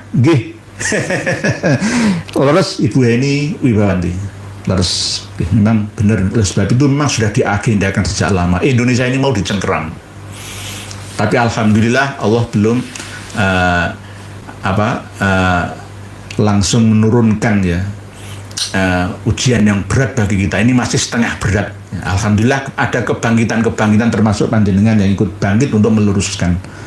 Alhamdulillah jatman sudah lepas, ibarat lemnya itu ya sudah tidak terlalu kuat. Daya tariknya sudah tidak terlalu kuat ya, karena memang kesalahan mereka sendiri. Jadi nggak ada yang namanya ketua sufi dunia, itu nggak ada. Nanti kalau semuanya kiblat ke sana, Indonesia ini gagal. Sama yang disampaikan, sama persis yang disampaikan oleh Pak Prabowo dulu 2030 gagal ya gara-gara orangnya ya kayak gini-gini ini. Pemimpinnya nggak sadar sejarah. Bupati diajak bareng-bareng sholawatan, ayo sholawatan ya untuk menghargai, kumpul dengan rakyatnya. Ya bagus lah sebenarnya, tapi ada trik dan intrik yang Pak Bupati, wali kota, gubernur ini tidak tahu. Tidak tahu. Jadi ada tujuan tertentu. Di berbahaya. Ayo kerakyatan lah. Kerakyatan, kita pimpin rakyat bersama dengan wakil rakyat, bersama-sama memakmurkan rakyat bersama-sama. Ayo umat ikut serta dengan rakyat bersama-sama untuk memajukan bangsa dan negara. Ibu Felbi Juis, Assalamualaikum warahmatullahi wabarakatuh. Apa pendapat Yai tentang Bapak Hadi Minallah, padepokan bab kasucian dan mempunyai jamaah taklim makrifat? Oh, saya masih belum menelusuri ini. Waalaikumsalam Bu Felbi Juis. Kalau taklim makrifat itu yang nantang-nantang Majelis Ulama Indonesia itu saya pernah mendengar itu. Melihat juga wajahnya juga saya hafal, masuk dalam memori saya. Ya, itu perlu seorang ulama yang seimbang, kalau bisa di atasnya. Oleh sebab itu Majelis Ulama Indonesia itu jangan berasal dari golongan putihan saja. PBNU juga begitu, libatkan les bumi. Ada yang abangan, campur putihan. Kalau saya kelawu-kelawu, sembarang iso. Perdukunan ya oke, ya. Syariatan fikihiyatan ya oke, ya. Nggak apa-apa. Harusnya begitu. Jadi jangan sampai nanti tanpa ilmu Majelis Ulama Indonesia langsung menjatuhkan vonis sesat. Jangan begitu. Pelajari dulu. Menyadarkan orang yang belum sadar itu tidak bisa langsung kita fatwa sesat. Enggak. Lakukan diskusi, dialog yang intens sesuai dengan ahlinya. Oh, berarti nanti kalau misalkan taklim ma'rifat ini menyimpang, oh berarti tidak sesuai dengan ajaran syariat. Nah, mungkin ngakunya ajaran makrifat, Kang, taklim makrifat, kelas makrifat, pelajaran taklim, ya, memberi pengetahuan, pengertian tentang makrifat. Kemungkinan seperti itu, tetapi dasarnya kurang kuat, yang akhirnya akan tersesat. Lah begitulah aslinya itu begitu. Jadi kalau kita misalkan mendambakan tingkat yang lebih tinggi, ya, kita kuliah tanpa harus sekolah SD dulu, ya jomplang, gak bisa. Kita mau naik ke lantai 4 kok agak melalui lantai 1 yang mencolot kan ya keberatan, berat itu, berat. Jadi misalkan Bapak Hadi Minallah padepokan bab kesucian itu bagaimana? Saya masih belum berani memutuskan ini, Bu Felbi Juis. Kalau masalah taklim ma'rifat itu menurut syariat jelas tidak benar. Nih, tapi kalau menurut hakikat dan makrifat kemungkinan ada benarnya, tetapi jangan sampai menyampaikan kebenaran pada orang yang belum kelasnya. Kalau toh yang belum kelasnya harus diberi pengertian dulu, dibimbing dari bawah syariatnya gitu loh, syariat dulu, hakikat, tarikatnya itu, lalu makrifat, begitu. Nah, makrifat itu juga berversi, bervariasi. Zaman sekarang ini sebenarnya tidak perlu ditakuti lagi seperti dulu ketika para wali khawatir terhadap ajarannya Syekh Lemah Bang, Syekh Abdul Jalil tentang al-ittihad misalkan. Sebenarnya disampaikan dengan penyampaian yang mudah dipahami dan tidak sampai melanggar syar'i, itu saja, enak. Karena apa ya? Anggaplah ini sebagai warna-warni dalam Islam ini. Jadi Islam itu sejak dulu ya ada yang begitu, begini, ada begitu. Kalau di Demak, di Ngamel itu putihan, yang di Pantura itu putihan, kalau yang di pedalaman itu abangan. Beda ketika di Pajang, Mataram Islam, ya, sampai Kasunanan, Kasultanan, Mangkunegaran, Paku Alaman, itu beda. Beda. Kebanyakan tercampur baur dengan ajaran lama. Lebih banyak condong ke ajaran Mbah Sunan Kalijaga dengan Mbah Syekh Lemah Bang. Ya, berkiblat pada Al-Hallaj sana, sama seperti Ibnul Arabi dalam Futuhat Al-Makkiyahnya. Begitu Bu Felbi Juis. Jadi belum tentu sesat, ya, tapi tidak sesuai syariat. Itu saja jawaban saya ini sementara. Mas Anom, assalamualaikum warahmatullahi. Maaf keluar dari tema, mau bertanya, hukum jual beli melalui sistem lelang, bagaimana hukumnya menurut Islam? Terima kasih. Ya sah-sah saja, karena hukum fikih itu dinamis sepanjang masa. Jual beli menurut lelang yang penting sudah sesuai dengan standar hukumnya, hukum negaranya, hukum administrasi yang diakui, disepakati bersama, dan sesuai dengan hukum syar'inya juga. Jadi jual beli menurut lelang nggak masalah. Misalkan jual beli rumah ya, yang penting kan jelas asal usulnya, cek BPN-nya, status hukumnya seperti apa, ya. SHM-nya itu apakah ada duplikatnya, dobelnya, ahli warisnya mana. Gak apa-apa, yang penting kalau bisa hindari lelang-lelang yang menyakiti hati pemilik pertamanya. Misalkan, karena kalau lelang itu kan mesti dilelang murah. Rumah harga 1,M dilelang oleh bank paling 400 juta.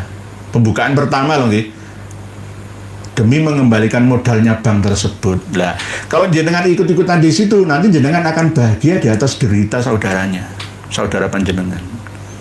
Kalau lelang otomotif nggak masalah, tapi kalau lelang properti usahakan yang hati-hati, dicermati, jangan sampai menyakiti, karena itu nanti akan ada unsur mendalimi. Hukum jual beli melalui sistem lelang, bagaimana hukumnya menurut Islam? Kebanyakan lelang itu kan hurul. Peserta lelang itu kebanyakan dari orang mereka. Sama seperti lelang ikan nelayan dulu. Mobil dijual, asli harga 200 juta, mulai harga 80 juta. Ikut lelang kocok-kocoknya dewe. Seperti bermain sandiwara. Kalau beneran nggak masalah. Lelang terbuka, nah, itu nggak masalah. Nek lelang tertutup jangan, Mas Anom, jangan. Saya sendiri tahu lelang aset di kantor saya itu juga begitu. Ternyata orang dalam semua. Orangnya itu luar, tapi koneksi dengan orang dalam. Mas ini sekian, kenal sampai itu kenal. Nanti fee-nya sekian saya. Itu sama. Ya, rel kereta api PT KAI ya dilelang semua, orang dalam semua. sama saja. Oleh sebab itu hati-hati nih, kalau memang jual beli melalui sistem lelang itu harus benar-benar jeli dan hati-hati Mas Anom nih. Walaupun sah belum tentu tidak ada unsur mendalimi loh nih. Kadang-kadang sah menurut hukum administrasi, tapi kadang tidak sah menurut hukum Islami. Jadi hati-hati, tetap hati-hati, sah, adanya sah. Nah, nanti sama seperti membeli ketela, ya, sama dengan bagai membeli kucing dalam karung nanti. Membeli ketela ketemu sungguh nggak ngerti, nggak boleh sebenarnya menurut ilmu fikih itu membeli barang yang tidak dilihat langsung oleh mata telanjang itu nggak boleh. Melihat nebas ketela pohon, nebas kacang tanah, gak diketahui. Paling contoh satu tok nih ya gak bisa. Kalau padi kan jelas, jagung kan jelas. Tapi kalau yang tidak bisa dilihat itu yang tidak jelas, tidak boleh nih. Paling halu. Assalamualaikum warahmatullahi wabarakatuh. Waalaikumsalam warahmatullahi wabarakatuh. Anak Dayak siap hadir nyimak Kiai. Semoga Kiai selalu dijaga Allah Subhanahu wa taala. Amin amin Allahumma amin. Matur suwun, terima kasih. Oke, dari Adil Kak Talino, Bacuramin Kak Saruga, Adil Kak Talino, Bacuramin Kak Saruga, Basengat Kak Jubata. Jadi Kak Saruga, swargo. Jadi Dayak pedalaman itu terkoneksi dengan Jawa kuno. Oleh sebab itu banyak wanita-wanita Dayak itu yang senang dinikahi oleh wong Jawa sing kalem gitu. Mohon maaf ini bukan rasis, tapi ini berdasarkan penelitian. Lah antara Jawa dengan Dayak itu tua Jawa. Antara Melayu dengan Jawa itu tuan di wallahu alam. Antara Malaysia dengan Sumatera itu tuan di wallahu alam. Tapi tua Sumatera, Melayu Sumatera. Karena yang menguasai Malaysia ya itu orang-orang dari Aceh, dari Riau, dari Medan, dari Sumatera Barat, Padang itu, dari Palembang, dari Jambe, begitu. Terima kasih Oke, adil kak talino, bajuramin kak saruga, basengat kak jubata. Selalu ingat kepada Allah yang maha kuasa. Kalau menurut bahasa Maduranya ya, enga karo apa ya,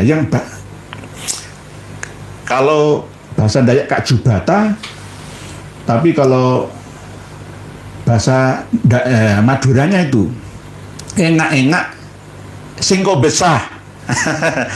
Engak seko besah sing kuwoso eling maring sing moho kuwoso. Nah, begitu ke engak singko besah basengat kak jubata Madura Dayak saudara. Nggak usah musuhan lagi, memalukan sak bangsa kok musuhan.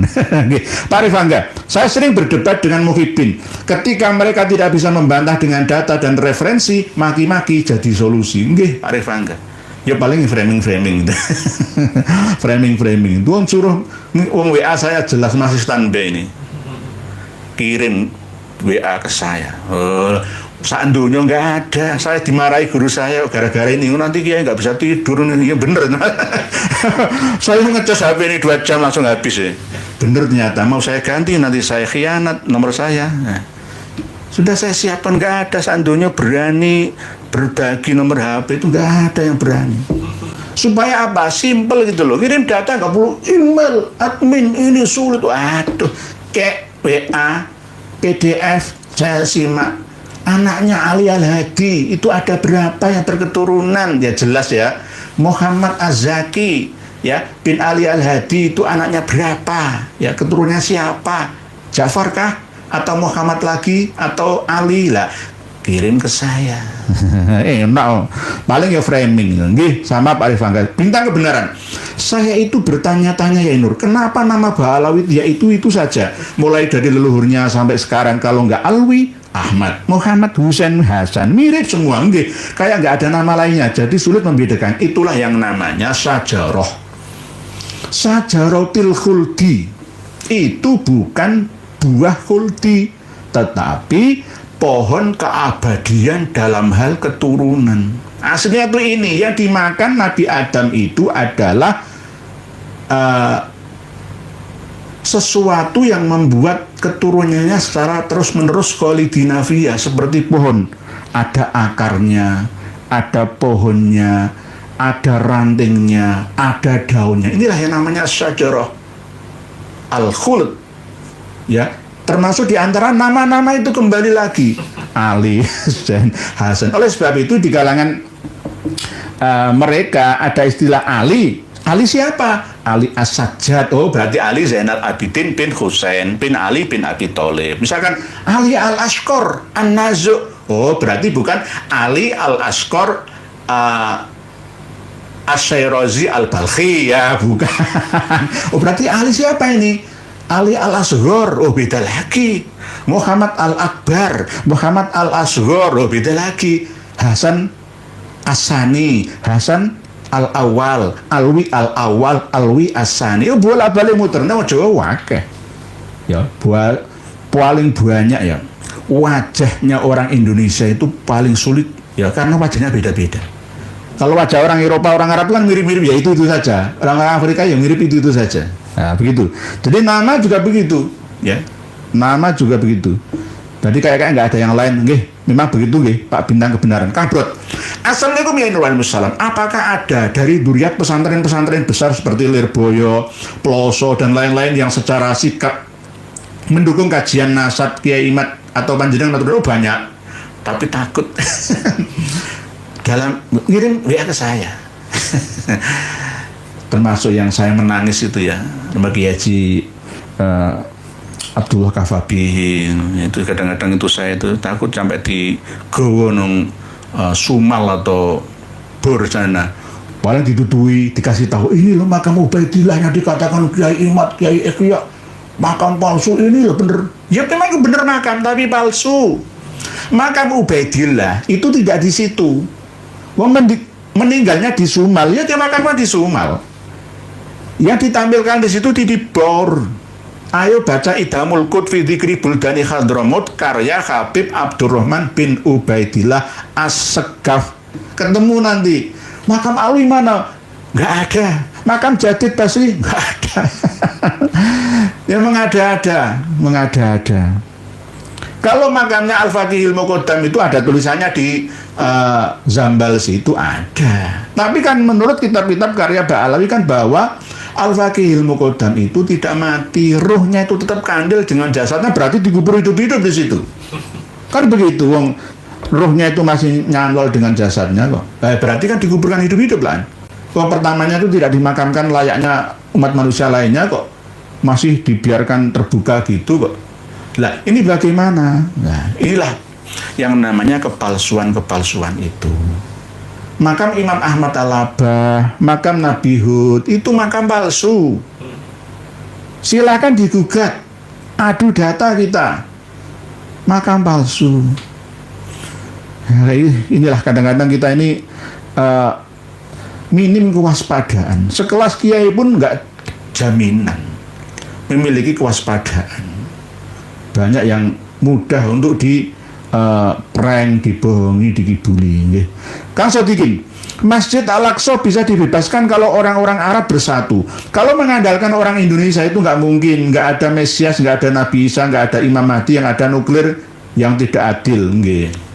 Rencana Presiden Amerika Donald Trump yang menawarkan 2 juta lebih penduduk Gaza untuk ke Indonesia terlalu jauh. Kita hanya bisa membantu saja, doa dan harta.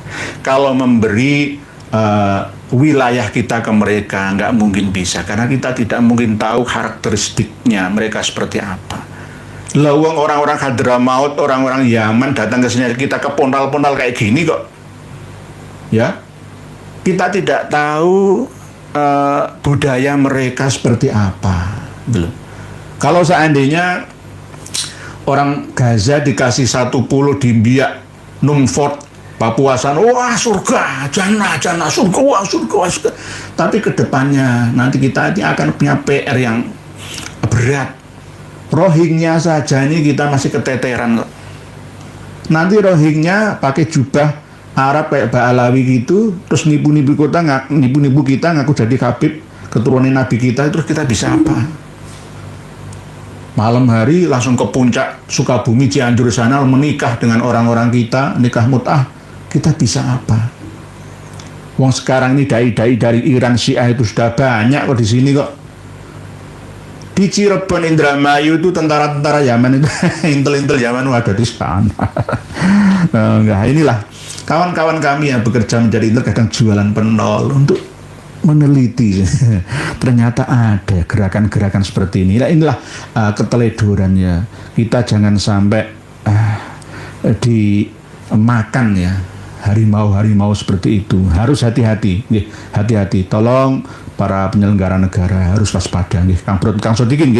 Jadi Al-Aqsa, Masjidil Aqsa bisa dibebaskan kalau orang-orang Arab bersatu. Orang Arab itu sulit bersatu. Presiden Imam Mahdinya Irak, Saddam Hussein saja dipancung orang-orang Arab ya seneng. Bagaimana? Kepedulian sama orang Arab itu luntur sekarang. Beda sebenarnya, pan-Arabisme itu sudah tidak ada lagi. Jadi sudah terkotak-kotak menjadi satu negara. Ada 22 negara yang berbahasa Arab, bahasa resminya. Jadi ini sangat disayangkan. Kalau seandainya nuklir Iran arahkan ke Tel Aviv sana, sudah hancur, nggak perlu nunggu Irak, Suriah, Lebanon ikut nyerang, Yordania ikut nyerang, nggak perlu. Tapi ya memang begitulah, Allah akan menciptakan musuh itu. Wa kadzalika ja'alna lin-nabiyyin aduwwan minal mujrimin itu tadi, supaya balance hidup ini. Kalau perang itu tidak ada, maka perdagangan senjata itu nggak jalan. Dunia ini memang teorinya tidak boleh ada peperangan. Penjajahan di atas dunia harus dihapuskan, itu teori. Prakteknya nggak bisa. Perang itu tetap ada. Orang akan tetap memproduksi, setiap negara memproduksi senjata-senjata pembunuh yang lebih canggih. Ya, senjata yang paling sakti sekarang itu ya nuklir itu. Nuklir pembunuh massal terbesar. Kang Sodikin. Terus berikutnya Pak Muhammad Johari. Assalamualaikum warahmatullahi wabarakatuh. Apakah benarnya bahwa Islam di akhir zaman ini tidak jadi asing atau tersingkir? Kok sekarang muncul macam-macam kejahatan di dunia ini ya? Sebenarnya Zaman akhir itu sejak dulu ya akhir.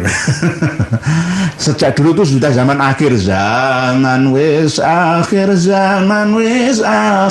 bumi ne goncang. Itu dulu, sejak dulu. Wong kiamat sudah terjadi dalam lingkup 100 tahun. Rasulullah sudah ngendika diri. Sama seperti ini, dekat. Ana wasa'an, seperti ini, dekat. Berarti sudah datang kiamat itu.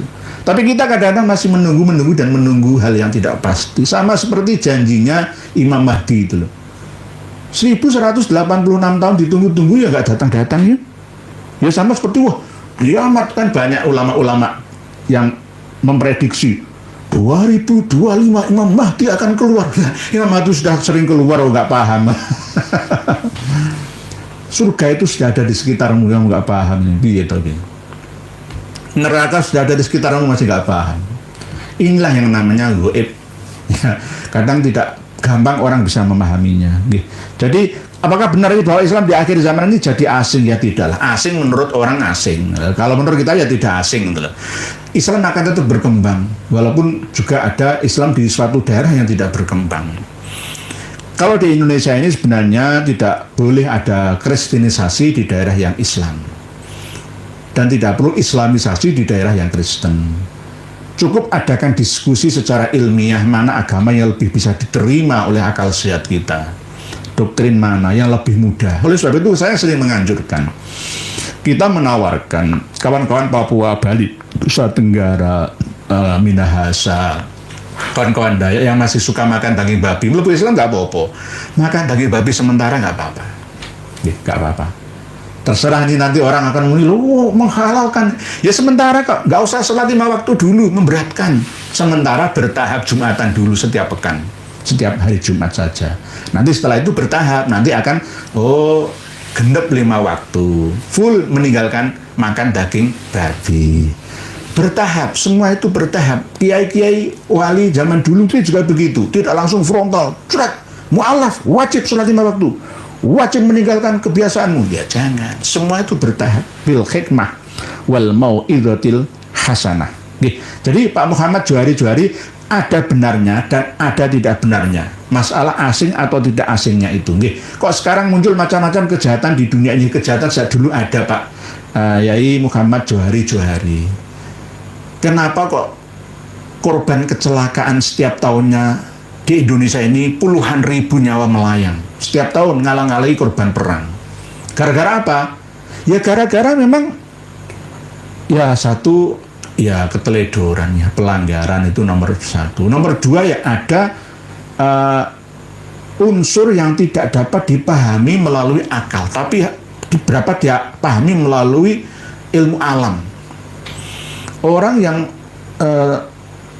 tewas kecelakaan ya merasakan pedihnya proses kematian, sakaratul maut. Ada yang tidak merasakan sama sekali, brus langsung. Itu dapat ditelusuri sebabnya. Seperti apa? Ya bukan menyalahkan ya. Semua itu kembali kepada takdir Tuhan. Tetap kembali kepada iradah dan kudrahnya Allah Ta'ala.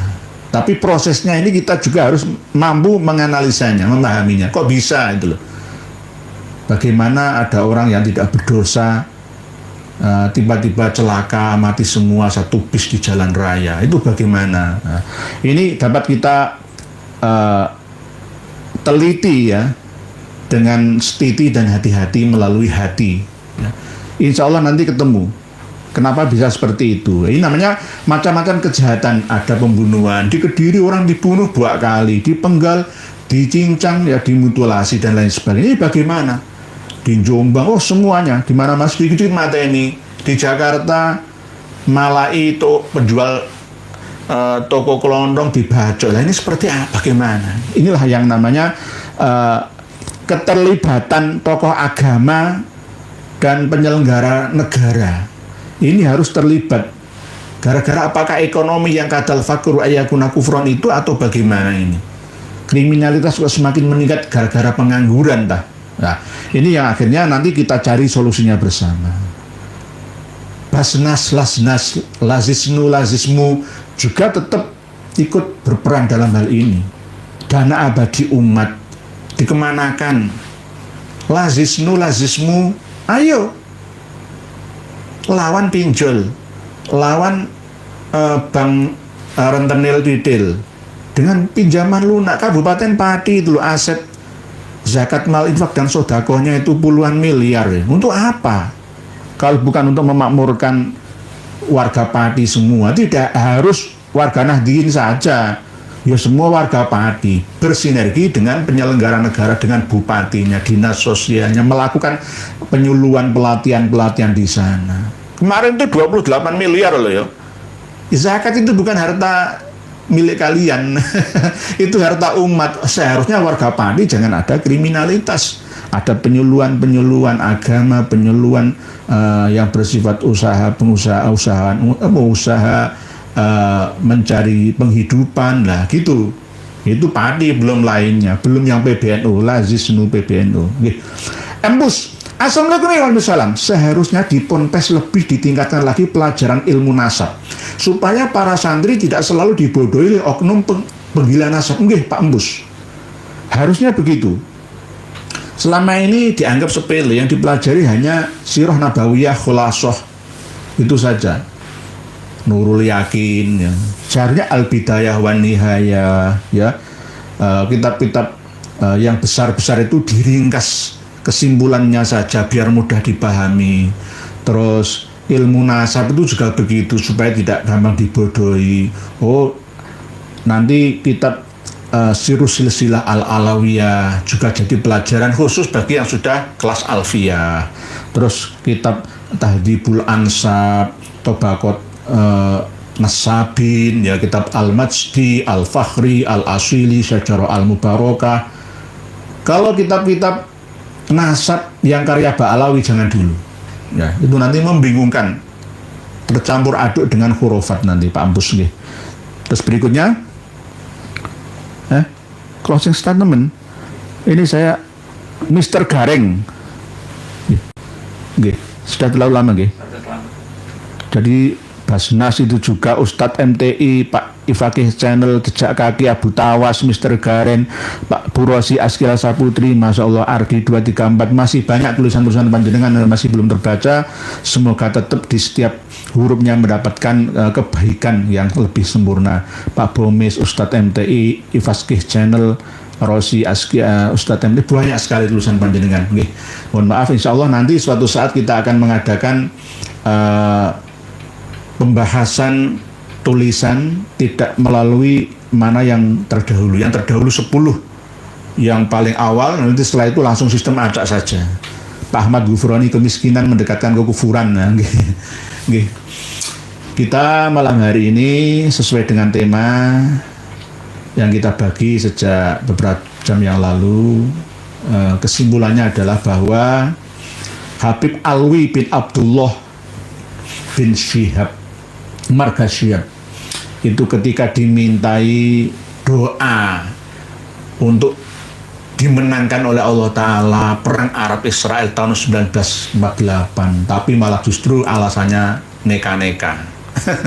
Aneh tapi nyata. Oh, enggak biasa itu. Oh, sholat 2 rakaat berjamaah di masjid besar berdoa. Enggak, ayo ziarah makam Al-Faqihil Muqaddam. Lalu berpidato macam-macam. Wah, wong Gaza, wong tepi barat itu kesalahannya dewi gak gelem sholat. Kita itu Pak, dipikir bareng. Sama seperti ketika ada pengemis datang ke kita minta sedekah Bu, sedekah Pak.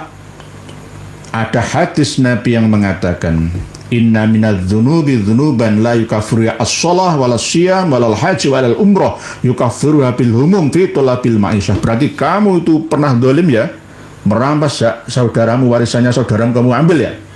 Kok malah ditatar kayak gitu, itu bagaimana? Nek duwe wae ra duwe ya wis gak usah maaf kan enak. Itu. Jadi gak perlu diceramai. Lah ini kabeh Ba'alawi itu ceramai malah ngolok-olok uang Palestina yang dipateni tahun 1948 itu yang terusir saja 750.000, belum lagi yang mati, ditembaki, dibunuhi, rumahnya dihancurkan. Negara paling konflik Dunia yang belum selesai itu ya Palestina Israel itu. Jadi Alwi bin Muhammad bin Abdullah bin Syihab ini ya tidak pantas ditiru. Dan lagi ngolok-olok orang Indonesia yang bangkit melawan Belanda, melawan penjajahan. Dia olok-olok ya gara-gara Indonesia gak gelem bersyukur yang ini kui.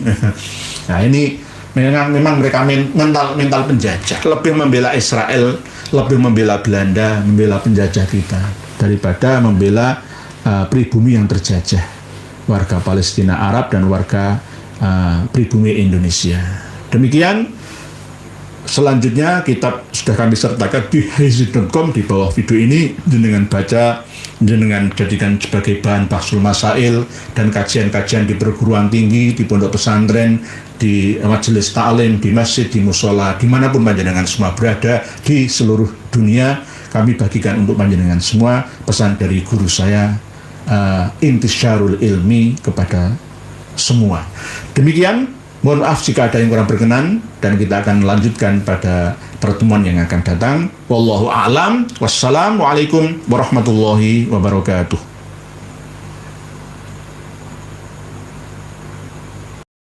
Alhamdulillah rakyat Indonesia sudah banyak yang sadar. Terus semangat dalam perjuangan ini, karena ini adalah kewajiban kita bersama, dan terus waspada propaganda mereka, kaum Ba'alawi yang mengaku-ngaku sebagai cucu Nabi Muhammad SAW. Hal itu dilakukan oleh mereka agar memuluskan misi. Sekarang mereka semakin terpojok karena fakta bahwa rakyat Indonesia sudah banyak yang sadar dari tingkah laku mereka, meskipun masih ada juga muhibin dungu. Tapi intinya mereka semakin sempit ruang untuk dawer duit rakyat. Cukup sekian dulu.